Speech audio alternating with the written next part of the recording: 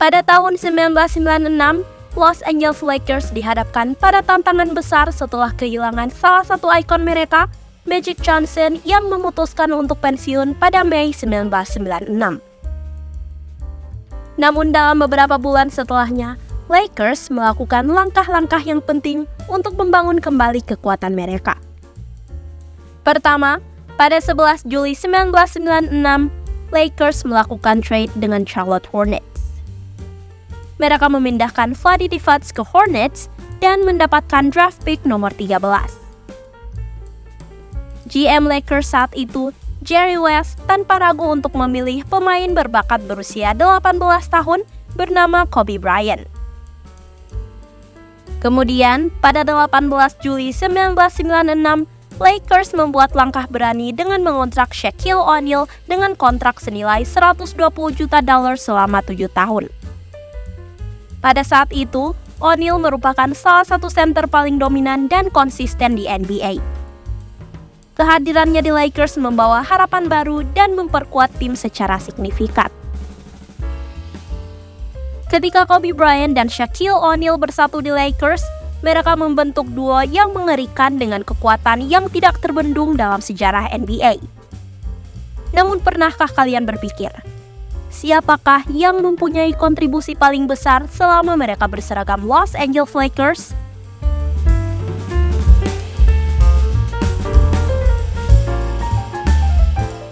Pertama-tama, tentu kita dapat dengan mudah melihat statistik dan pencapaian, di mana itu sangat masuk akal dalam menilai performa seorang pemain secara individu.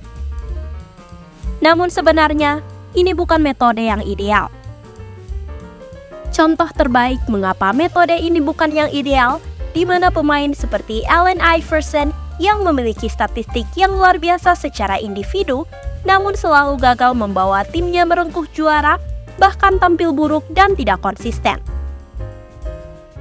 Sebaliknya, jika kita melihat pemain seperti Chauncey Billups yang tidak memiliki statistik sehebat beberapa pemain lain, tetapi memiliki dampak yang lebih besar pada timnya dibandingkan banyak pemain lainnya. Oleh karena itu, cara terbaik untuk menentukan seberapa hebat seorang pemain sebenarnya adalah melihat seberapa baik pemain tersebut membuat timnya menjadi lebih baik dan seberapa buruk tim tersebut tanpa kehadirannya. Namun meskipun metode ini yang terbaik, umumnya juga yang paling sulit karena tidak ada ilmu pasti di baliknya. Berbicara mengenai kontribusi Shaq dan Kobe, keduanya memiliki case yang unik.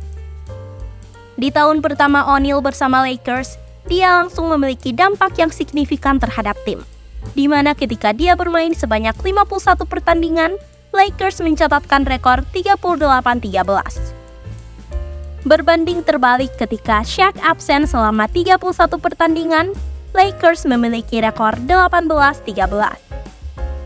Tim tersebut akhirnya menyelesaikan musim dengan catatan 56-26. Sedangkan Kobe Bryant yang bermain di musim rookie-nya di NBA memiliki rata-rata menit bermain 15,5 menit dengan mencetak 7,6 points per game. Tentu kita tidak bisa meng-compare secara apple to apple kontribusi keduanya di musim pertama mereka bermain bersama karena Kobe yang masih sangat muda berbanding terbalik dengan Shaq yang sedang menyentuh prime-nya. Secara overall, di 3 musim pertama keduanya bermain bersama di Lakers, Shaq memiliki kontribusi yang lebih signifikan di mana dia mencetak rata-rata 26,9 points per game dengan mencatat 36,4 menit per game. Sedangkan Kobe, di 3 musim pertamanya bermain di NBA, dia mencatat 14,3 points per game dengan rataan 26,4 menit per game. Satu catatan yang menarik, statistik Kobe Bryant selalu meningkat di setiap musimnya, baik itu menit bermain, poin, assist, maupun rebound.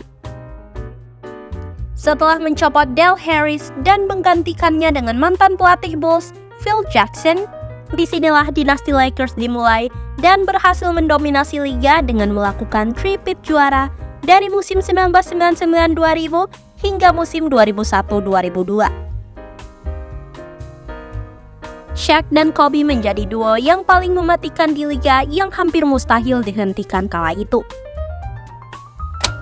Ketika bermain di final saat mereka three-peat juara, Shaq rata-rata mencetak 35,9 points, 15,2 rebounds, 3,5 assist per game, serta membuat 59,5% field goals. Sedangkan Kobe mencatat 22,0 points, 6,1 rebounds, 5,1 assist per game dengan membuat 42,5% field goals.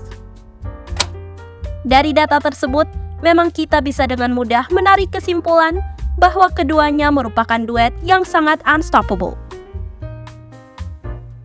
Namun yang menarik dari statistik tersebut, memang terlihat sangat jomplang perbedaan antara kedua pemain tersebut. Jika seandainya tidak ada Shaq di dinasti Lakers tersebut, tentu ceritanya akan sedikit berbeda. Menurut artikel yang dibuat Bleacher Report pada tahun 2010 lalu, mereka menulis ketika Shaq cedera di 3 musim di mana mereka juara, Lakers mempunyai rekor 12-11 atau dengan persentase kemenangan 52%. Sedangkan ketika Kobe cedera, rekor mereka adalah 25-7 di mana menyentuh angka persentase kemenangan sebesar 78%. Menariknya, rekor keseluruhan di mana Lakers memenangkan 3 kejuaraan, yaitu 181-65 dengan persentase 73,5%, yang mana lebih rendah ketika Kobe tidak bermain. Memang angka 23 dan 32 game merupakan sample size yang sangat kecil jika kita ingin menarik kesimpulan. Namun kita bisa dengan pede mengatakan Lakers tidak akan menjadi tim contender jika Shaq tidak berada di tim. Tetapi tentu saja kita tidak mengatakan bahwa Kobe merupakan role player ketika bersama Shaq. Peran Kobe tentunya sangat besar dengan bakatnya yang luar biasa serta memiliki mentalitas yang kita kenal bernama Mamba Mentality. Hal itu terbukti setelah ditinggal Shaq, Kobe berhasil membawa Lakers merengkuh 2 gelar juara pada tahun 2009 dan 2010.